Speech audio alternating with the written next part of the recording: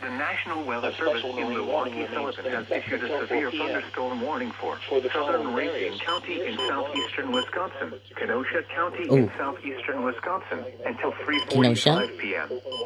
At 2:33 p.m., a severe thunderstorm was located over Twin Lakes, or near Camp Lake, moving east at 40 miles per hour.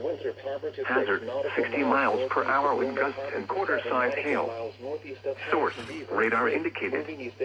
Impact, hail damage to vehicles is expected. Expect wind damage to roofs, siding, and trees.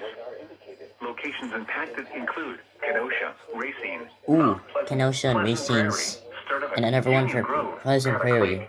Camp Lake, Twin Lakes, Wheatland, Genoa City, Silver Lake, Powers Lake, Browns Lake, Boners Lake, Eagle Lake, Salem, Burlington, Bristol, and Paris.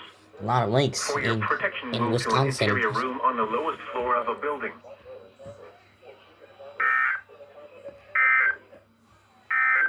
Racine and Kenosha County include the two cities that are in the counties. What? Flooding caused by excessive rainfall continues.